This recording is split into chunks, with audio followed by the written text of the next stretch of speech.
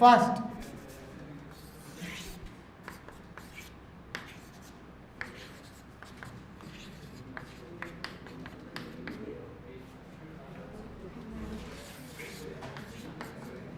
Now pay attention, plus sign का मतलब क्या है मैं आपको ये समझाने जा रहा हूं। सो अपना formula E is equal to minus D by D T of integral B dot D A, right. अब यहाँ पे मैं आपको याद दिला दूँ, ये law one of the greatest experimental physicist के द्वारा बनाया गया है। ये लॉ किसके लिए? एक फिजिकल लूप के लिए है। यदि फिजिकल लूप ही नहीं होगा, कई बार आगे जाके ऐसा आपको कोई किताबें या कोई आदमी ऐसा बोलता हुआ मिल सकता है कि देखो जी यहाँ तो फेरेडे लॉ काम नहीं कर रहा। प्रोबेबली वो सिचुएशन ऐसी होगी कि फिजिकल लूप ही नहीं होगा तो काम कैसे करेगा। For this to act work what do you need? A physical loop. There is no physical loop, there is no Faraday's law. Is that clear or not? So we should have a physical loop. Point number 1 clear है सबको ना? ये जो area है ये एक loop का area है, तो एरिया वेक्टर तो अपन किधर भी प्लस माइनस ले सकते हैं कि नहीं ले सकते? जैसे कि बोर्ड का एरिया में बोलूं बाहर ही प्लस होगा, ऐसा तो नहीं, बोर्ड का एरिया अंदर भी प्लस हो सकता है। तो यहाँ पे प्लस माइनस का तो अपने पास कोई डिसीजन है नहीं कि है नहीं है, मतलब अपनी चॉइस पे है कि हम किसको प्लस बोल रहे हैं किसको माइनस बोल रहे हैं, राइट। तो लेट्स से मैंने चूज किया कि मैंने अंदर के एरिया को प्लस बोला। समझ में आई क्या मेरी बात? तो जैसे मैंने अंदर के एरिया को प्लस बोला, इमीडिएट एक डिसीजन और हो गया कि ये सेंस का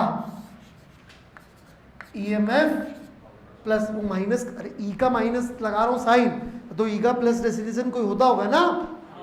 नहीं समझ में आई मेरी बात, राइट। या जैसे मान लीजिए सेम प्रॉब्लम, ये सेम चीज है, इसके अंदर मैं उल्टा ले लेता हूं, एरिया मैंने बाहर की तरफ पॉजिटिव ले लिया, तो कौन से सेंस का ईएमएफ प्लस काउंट करूंगा मैं? कौन सा करंट? इस सेंस का ये ईएमएफ प्लस होगा। इसका मतलब ये नहीं मैं प्रेडिक्ट कर रहा हूं कि ईएमएफ इधर आएगा, वो तो जब सॉल्व करूंगा तो आएगा।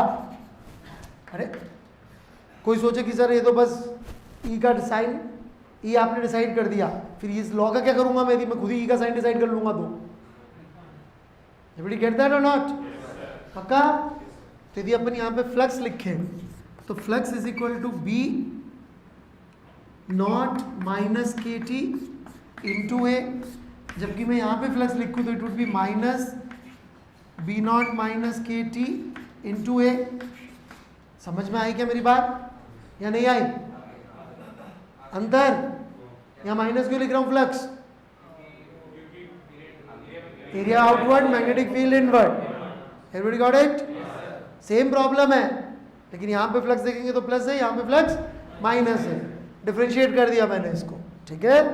तो डिफरेंशिएट किया तो E is equal to minus of D by D T of this, तो दैट वुड बी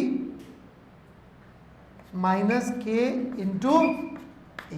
तो E यहाँ पे आ रहा है के। इसका मतलब किस सेंस में करंट घूम रहा होगा इसके अंदर? इस सेंस में करंट घूम रहा होगा, राइट। इक्विवेलेंट ईएमएफ का क्या अर्थ है ये भी बता दूं मैं आपको, कि मान लीजिए किसी ने दे रखा है इसका रेजिस्टेंस R है, तो मैं इसका एक इक्विवेलेंट सर्किट डायग्राम बना सकता हूं जिसमें एक बैटरी ऐसा करंट घुमा रही होगी इस ईएमएफ के बराबर, और रेजिस्टेंस जो होगा वो इक्विवेलेंट मैंने एक जगह R बना दिया। कोई प्रॉब्लम है तो बोले, किसी को डाउट? पक्का समझ में आई मेरी बात या नहीं आई? Sure? Okay, let's try this one now.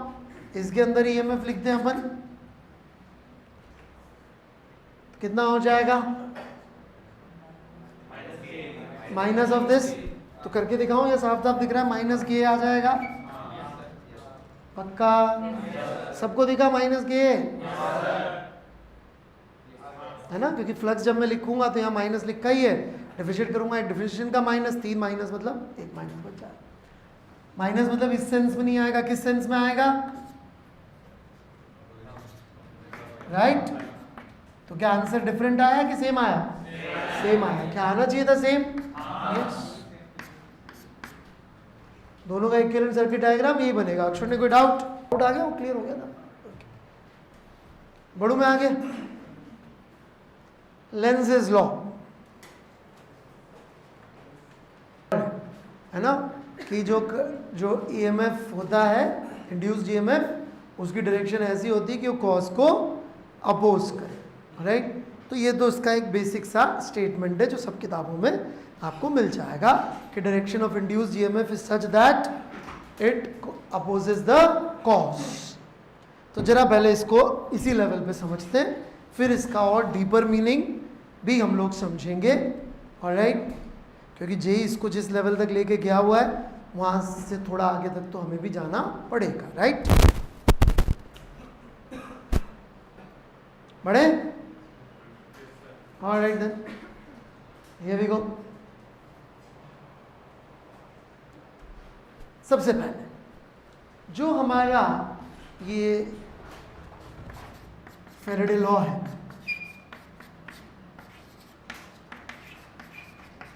इसमें जब हम बी लिखते हैं तो ये कौन सा बी होता है? ये वाला या कुछ और भी होता होगा इसमें? याद करिए मैंने क्या कहा था, मैक्सवेल की इक्वेशंस में ई और बी क्या होती हैं? इसका मतलब कि यहाँ पे जो बी है वो होता होगा, एग्रीड। हम लोग अभी ठीक है वही बी लिख रहे हैं जो कि गिवन है, बट यदि इस टाइम वेरिंग बी है तो करंट आया तो वो भी मैग्नेटिक फील्ड प्रोड्यूस करेगा। तो यदि हम फ्लक्स लिखे तो उसके अंदर एक्सटर्नल नहीं सेल्फ भी होना चाहिए कि नहीं होना चाहिए? Self flux. यहाँ पे इतना डिफरेंस मैं आपको बता दूं कि जैसे आप एच शर्मा के सवाल देखेंगे ईएमआई के और इरोडोव के देखेंगे तो इरोडोव के पहले ही सवाल में लिखा हुआ है neglect self inductance which essentially means neglect self flux। Verma ji ने नहीं लिखा है, परंतु नेग्लेक्ट वो भी कर रहे हैं, क्योंकि शुरुआत में हम खूब सारी कॉम्प्लेक्सिटी एक साथ लेके नहीं शुरू हो सकते। मैं पहले दिन आपको बोल देता जो पुली है उसमें मास भी है, फ्रिक्शन भी है, जरा करो एटवुड मशीन का सवाल सॉल्व है भाई। जैना क्या होता तुम्हारा है भाई? अक्षुण्य तुम्हें तो अभी भी नहीं है समझ में, रोने लग जाता है, राइट। समझ में आई क्या मेरी बात? तो अपन ने क्या बोल दिया भाई शुरू में, अच्छा पुली मास लेस है, फ्रिक्शन लेस है, सब कुछ लेस है, ऐसे करके अपन ने शुरू में सॉल्व करना सिखाया आपको ताकि आपको बेसिक न्यूटन्स लॉ लगाने आए।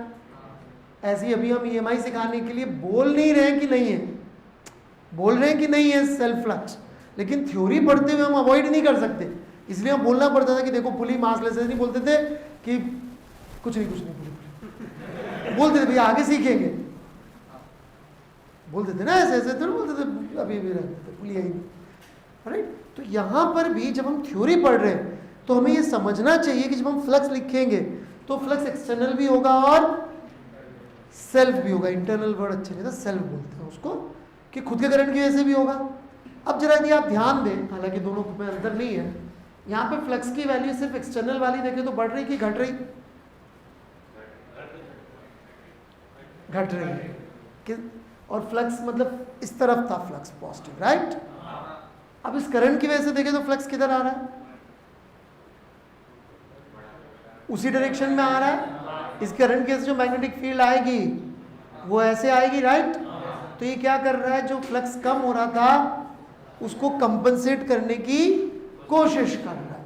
तो ये लेंज लॉ के हिसाब से बिल्कुल बढ़िया सी बात हो गई, राइट कि नहीं हो गई? देखा सबने कि यहाँ पे जो फ्लक्स कम हो रहा है, यदि हम फ्लक्स का सही मीनिंग लें टोटल फ्लक्स, तो आप देख सकते हैं कि इट इज कम। कोई डाउट? कोई डाउट? बोलो भाई, क्लियर है बिल्कुल अच्छी तरह से? बढ़ू फिर मैं आगे। बट आप लोगों को तो खैर फिजिक्स साइंस वगैरह का कोई इंटरेस्ट है नहीं, परंतु होता तो आप क्या क्वेश्चन पूछते वो मैं आपको बता सकता हूँ, है भाई जिन्हें क्या हो गया कि ये करंट की डायरेक्शन तो पहले ही निकल रही माइनस के साइन से, इसके लिए एक और लॉ की क्या जरूरत पड़ रही है? आगे बढ़े अपन। और ये भी इतना इंपॉर्टेंट कि जो आगे जाके अपन एक तीसरा सर्किट एलिमेंट पढ़ेंगे, सेल्फ इंडक्टेंस या इंडक्टर, उसका सिंबल होता है एल। किसके नाम पे? लेंस के नाम। तो हमको लेंस लॉ को थोड़ा गहराई से डीपली समझना पड़ेगा, राइट। तो मैं अब आपको समझाने जा रहा हूँ, और उसमें जो लेंस ने स्टेटमेंट दिया था वहाँ से हम शुरू करेंगे। तो लेंस का स्टेटमेंट था, nature abhors change of magnetic flux. Nature abhors change of flux. Magnetic flux लिख सकते हैं आप, nature abhors change of magnetic flux. Abhor मतलब, किसी को पता है क्या? किसी ने सुना अबोर वर्ड यहाँ के पहले? अरे जैसे कि पांडे जी, आपको कौन सी सब्जी अच्छी नहीं लगती? सब्जी तुरई, right. So you can say कि आई डिसलाइक तुरई, राइट। दैट इज लाइक कि तुरई की सब्जी बनी तो अपन ने जो है, यदि 4 रोटी खाते थे तो 3 ही खाई, राइट। अबोर वुड भी कि आई अबोर तुरई, मतलब कि दुनिया में जहां पे भी तुरई की खेती होती है जाके वहां आग लगा दी।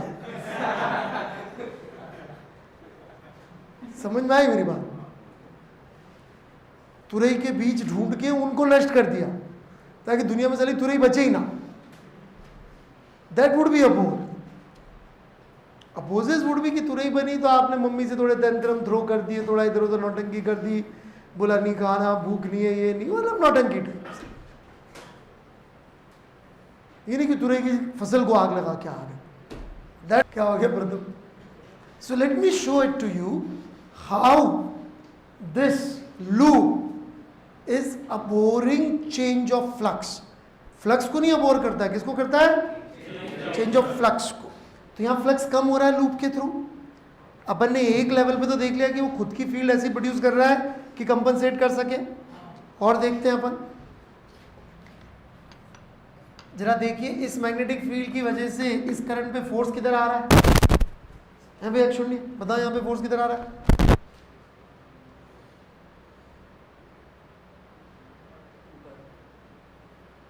ऊपर।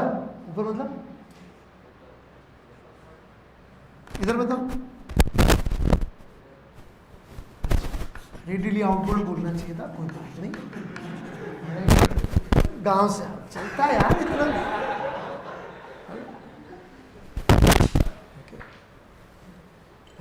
तो आप देखेंगे तो कैसे लग रहा है?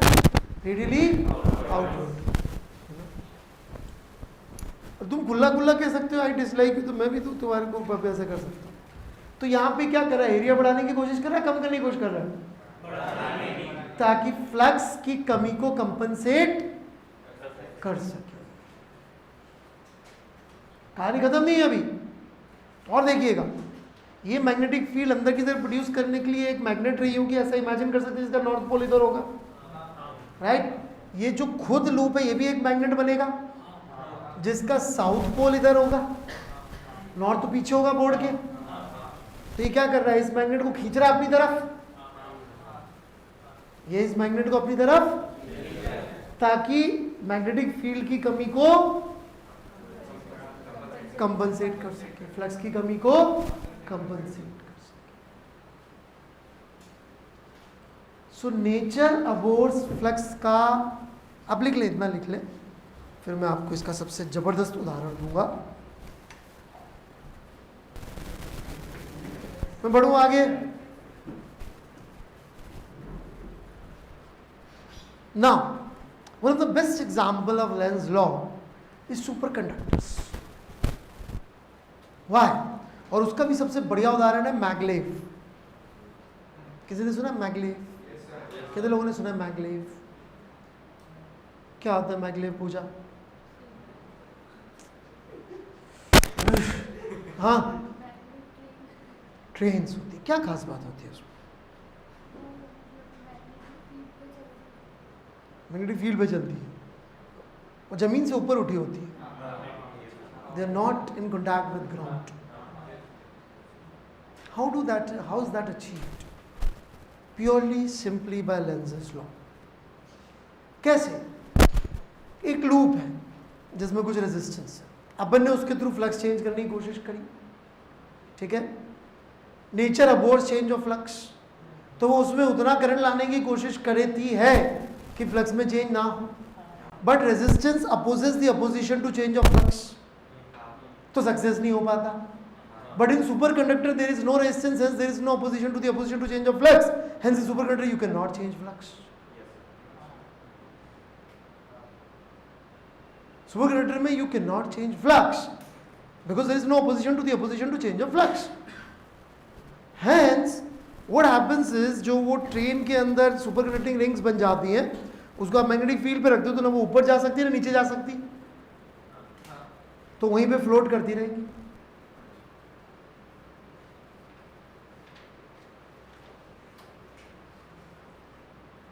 Friction gone.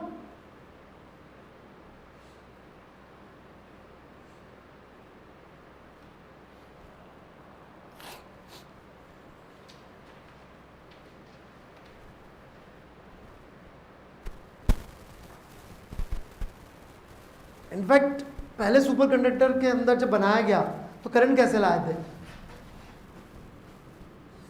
एक ऐसे कॉइल थी, अभी सुपर कंडक्टिंग नहीं है ये, पर उन्होंने पता कर लिया था कि इसको यदि हम लिक्विड नाइट्रोजन पे के टेम्परेचर पे ले जाएंगे सुपर कंडक्टिंग हो जाएगी, ठीक है। तो इसको लिक्विड नाइट्रोजन के अंदर डाल दिया, राइट, मैग्नेटिक फील्ड को स्विच ऑफ कर दिया। स्विच ऑफ कर दिया तो इसमें करंट आ गया इतना कि इसके थ्रू फ्लक्स की वैल्यू चेंज ना हो, तब से आज तक वही करंट फ्लो कर रहा है इसमें, रेजिस्टेंस तो है नहीं, मैग्नेटिक फील्ड लगाई, सुपर कंडक्टिंग बनाया और फिर स्विच ऑफ कर दिया मैग्नेटिक फील्ड को, तो फ्लक्स मेंटेन रखने के लिए करंट फ्लो हो गया इसमें। Nature abhors change of flux, it's the resistance which does not allow that opposition to succeed. So absence of resistance means opposition to the opposition of flux is absent. That means there is impossible to change flux.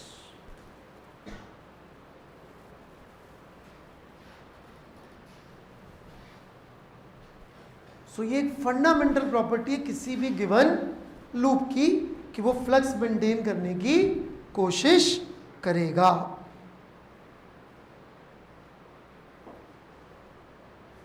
बड़े आगे, in fact किसी भी loop की एक basic property होती है कि अपना फ्लक्स मेंटेन करने की कोशिश करता है। इसका एक सिंपल उदाहरण ये हो सकता है कि यदि अपन कोई सिंपल सा लूप लें, हमने भले ही आज तक बात नहीं करी हो कि इसमें मैग्नेटिक फील्ड है नहीं है, बट हमारे लो ऐसा नहीं होता कि जब हम पढ़ेंगे तब से वैलिड होना शुरू करेंगे।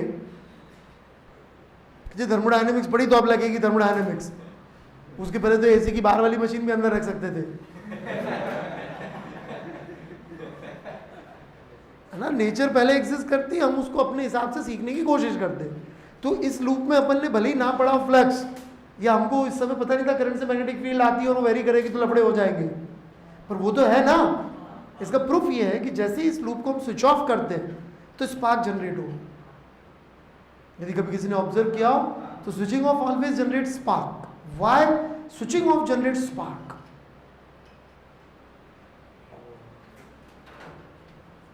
बिकॉज इसमें कुछ फ्लक्स था, स्विच ऑफ करे तो जीरो हो रहा है। नेचर अबोर्स दैट, अबोर है ना, तुरई की फसल को आग लगा देना, गुड, समझ में आ रही है बात। तो इट अबोर्स, अबोर्स मतलब क्यों? फ्लक्स को मेंटेन करने के लिए कुछ भी करेगा। कुछ भी मतलब क्या? कुछ भी मतलब वो एयर तक को आयनाइज कर देगा। ये 10 वोल्ट की बैटरी लगा रखी है, परंतु nature abhors change of flux मतलब वो 3 मिलियन वोल्ट पर मीटर की फील्ड प्रोड्यूस कर देगा। स्पार्क का मतलब क्या होता है? 3 मिलियन वोल्ट पर मीटर की फील्ड प्रोड्यूस हुई होगी एयर की ब्रेकडाउन, डाइलेक्ट्रिक स्ट्रेंथ है एयर की, तो वो तक कर देगा टू मेंटेन फ्लक्स। आप सोचो ना, ट्रेन ऐसा थोड़ी क्यों कागज की बनाए थे ट्रेन हवा में उठाने के लिए। ट्रेन तो वही लोहे की बनती है, लोग बैठते उसमें ट्रेवल करते, जर्मनी में, जापान में है, चाइना मैग्लेव का शंघाई मैगलेव बना दिए क्या? है मैगलेव? अच्छा,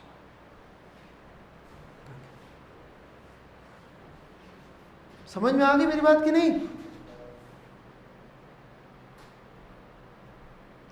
तीसरा मैक्सवेल्स लॉ पढ़ते हैं इसके बाद। हाँ जी बोले। किस में फ्लक्स जीरो था पहले? कौन से सर्किट में? अरे कौन से, इसमें? नहीं बेटा, पहले इसमें था, अपन ने ऑफ किया।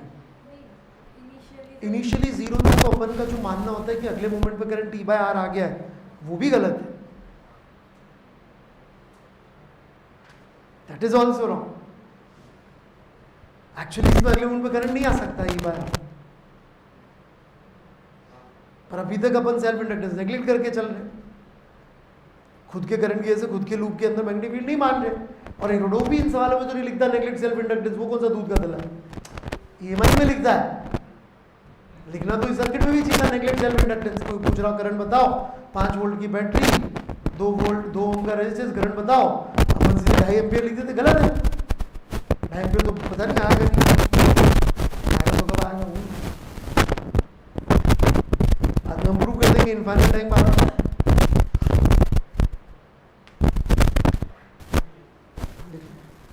ऑलराइट, मैक्सवेल्स इक्वेशन अब हम वो पढ़ने जा रहे हैं।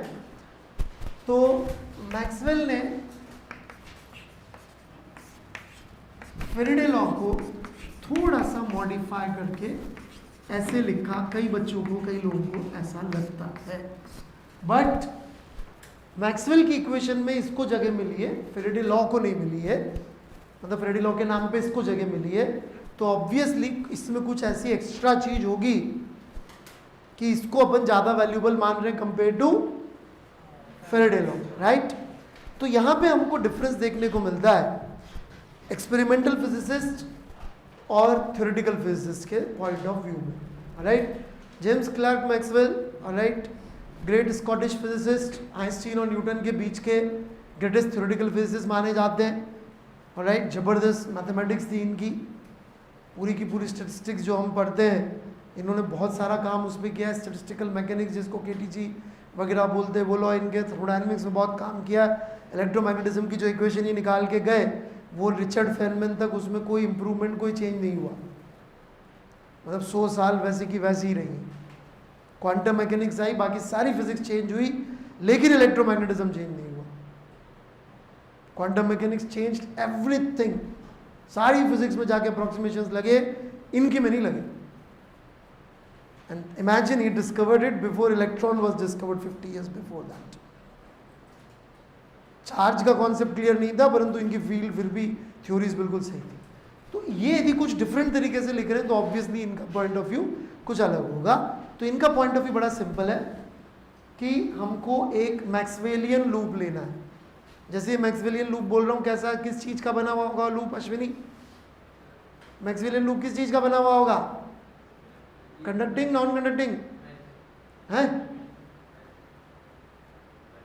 गधे लोग यही बोलते हैं वर्ड इमेजिनरी। मैं कौन सा वर्ड यूज करने को कहता हूँ? मैथमेटिकल, है ना। अरे इमेजिनरी मतलब कुछ नहीं होता। इमेजिनरी मतलब कि इमेजिनरी मीन्स कि भाई सब सो जाना है फिर सपना देखना। इमेजिनरी का मतलब मैं तो ये मानता हूँ मैथमेटिकल लूप लेना है, राइट। तो हमने एक मैथमेटिकल क्लोज पाथ चुना, उस पे ई लिखते गए, जैसे बी डॉट डी एल किए थे वैसे ई डॉट डी एल कर लिए। ई कौन कौन सा ई होगा यहाँ पे अक्षुण्य? स्पेस की प्रॉपर्टी, सही रट्टा मार रखा है, रिलेवेंट है चाहे नहीं है। ई का मतलब यहाँ पे इलेक्ट्रोस्टैटिक एंड नॉन इलेक्ट्रोस्टैटिक दोनों होंगी, है ना। तो यहाँ पे सब जगह पे ई लिखते गए और इसको इंटीग्रेट कर लिया, तो इसकी value minus D by D T of integral of B dot T A obviously through this loop आएगी। कौन सा एरिया पॉजिटिव लेना है कैसे पता पड़ेगा? डीएल के सेंस से। याद है सबको सारी चीजें? वही मैक्सवेल जैसी कहानी, को अलग नहीं है उससे। लेकिन what is the difference? Difference is Faraday का लूप बना होना किस चीज से चाहिए था अक्षुण्य? कंडक्टिंग वायर का लेना था। Faraday is an experimental physicist, तो वो किसकी बात कर रहे हैं? फिजिकल लूप की। वो तो बेचारा स्कूल गया ही नहीं, वो तो मोची का काम करता था। ये नहीं, वो फेरेडे, ये तो रॉयल आदमी था भाई। हाँ राइट, रॉयल आदमी था। राइट, तो वो बात कर रहा है फिजिकल लूप की, तो एक्सपेरिमेंट किया था माइकल फेरेडे। तो ये बोल रहा थ्योरेटिकल। क्या विधि आप ऐसा फिजिकल मैथमेटिकल कोई भी लेंगे क्लोज लूप, तो उसके द्वारा एनक्लोज्ड एरिया में जो फ्लक्स होगा वो इस इक्वेशन को फॉलो करेगा। समझ में आई क्या बात? नाउ मैंने शुरू में यहाँ पे दो तरह की फील्ड की बात करी थी। ये साइड तभी नॉन जीरो हो सकती है जब यहाँ पर फील्ड नॉन इलेक्ट्रोस्टैटिक हो, क्योंकि इलेक्ट्रोस्टैटिक फील्ड के लिए तो क्लोज इंटीग्रल ओवर लूप कितना आना चाहिए? क्यों आना चाहिए? जीरो। हाँ भाई, कंजर्वेटिव इन नेचर होती है इलेक्ट्रोस्टैटिक फील्ड। ये क्या बोल रहा है? बढ़े आगे, किसी कुछ कहना है? तो ये चीज कब नॉन जीरो आएगी? Non electrostatic field. Now pay attention, इधर भी फ्लक्स तभी चेंज हो सकता है जब बी चेंज हो रहा हो। आप बोलेंगे नहीं सर बाकी चीजें से भी तो हो सकता है, एरिया चेंज हो रहा हो तो नहीं। मैथमेटिकल लूप का एरिया कैसे चेंज करोगे? फिजिकल लूप का एरिया में चेंज कर सकता हूँ, लूप को एक्सपेंड करके मैथमेटिकल लूप का कैसे एरिया चेंज करूंगा भाई?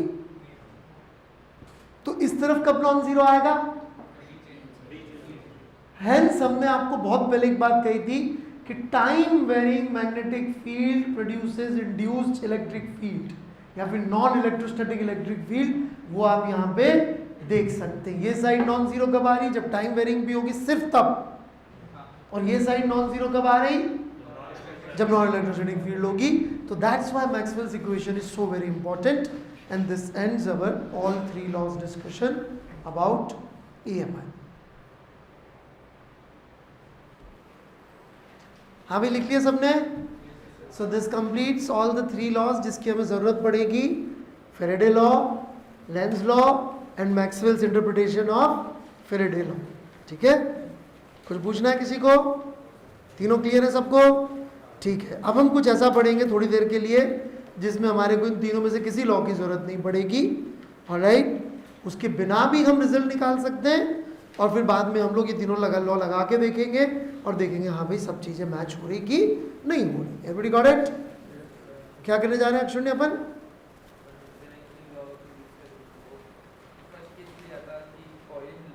क्या करने जा रहे हैं अपन? सो जाओ। Right, we are going to take a scenario जहां पे हमें इन तीनों लॉज की जरूरत नहीं पड़ेगी, उसके बिना भी हम सॉल्व कर सकते हैं। ठीक है, तो उसको हम लोग बोलते हैं मोशनल EMF, है ना? अक्षुण्य इमोशनल मत लिख लेना तुम्हारी स्टेट को देखते हुए, है ना?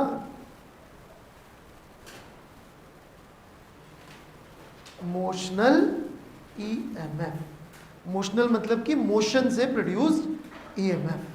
ठीक है, तो ये अपन ने मान लिया है कि स्पेस में ऐसी मैग्नेटिक फील्ड भी है। ऑलराइट, सब जगह यूनिफॉर्म, और अपन ने एक रॉड लिया L लेंथ का और इसको U वेलोसिटी से चला रहे। कोई सोच सकता है क्या हो रहा होगा अंदर माइक्रोस्कोपिकली? एनीवन? अंदर माइक्रोस्कोपिकली क्या चल रहा होगा? तो ऊपर लगता। ठीक है, आगे कहानी सुनाओ। इलेक्ट्रॉन पे नीचे फोर्स लगा, क्या हुआ?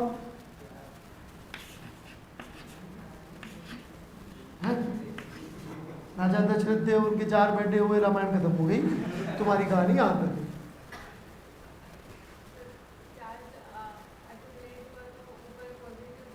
ऊपर पॉजिटिव चार्ज ज्यादा हो जाएगा एंड में, very good, electrostatic field produce होगी। Very important, electrostatic, non electrostatic नहीं, वो चार्जेस से प्रोड्यूस हो रही है। नॉन इलेक्ट्रोस्टैटिक किससे प्रोड्यूस होती है? टाइम वेरिंग मैग्नेटिक फील्ड से। यहाँ टाइम वेरिंग मैग्नेटिक फील्ड है क्या? तो कौन सी फील्ड प्रोड्यूस हुई? इलेक्ट्रोस्टैटिक फील्ड प्रोड्यूस हुई। इस तरफ फील्ड प्रोड्यूस हुई, फोर्स किधर लगाएगी इस चार्ज पे? ऊपर की तरफ, राइट, QE। हाँ, फिर क्या होगा? इस E की वैल्यू पता कर सकते हैं क्या अपन किस तरीके से? इक्विलिब्रियम आ जाएगा, राइट। तो EE would be equal to Q U B, right, E, right. तो इतनी इलेक्ट्रिक फील्ड आ गई इसके अंदर यूनिफॉर्म, सही है कि नहीं बात? नाउ यदि आप ईएमएफ याद करें, what was definition of EMF? हाँ भाई प्रथम, non electrostatic agent producing charge separation. Do we have something like that here? Who is doing that job? U cross B. U cross B is a non-electrostatic agent causing charge separation, right? And producing electrostatic field, जिसके चक्कर में हम लोग ये value भी निकाल सकते हैं कितना पोटेंशियल डिफरेंस क्रिएट हुआ होगा, BUL, राइट?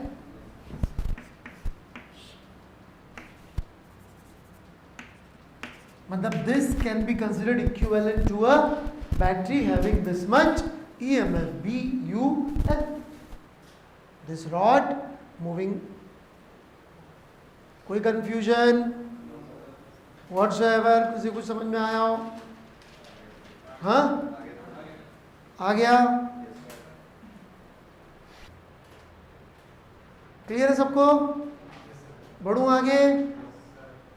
अब यदि मैं इसको कनेक्ट कर दूं,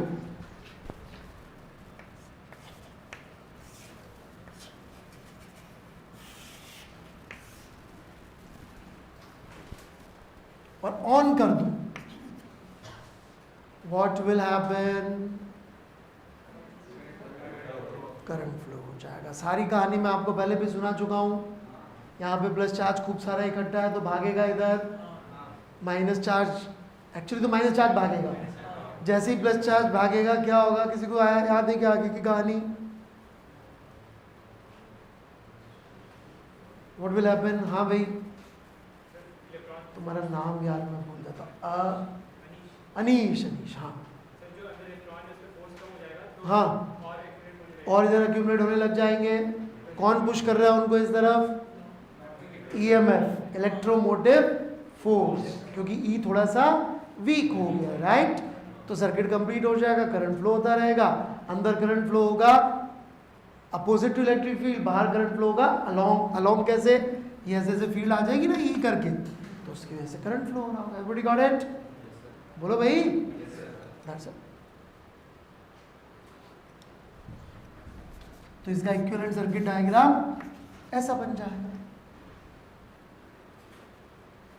कोई डाउट? इसी को मोशनल ईएमएफ बोलते हैं.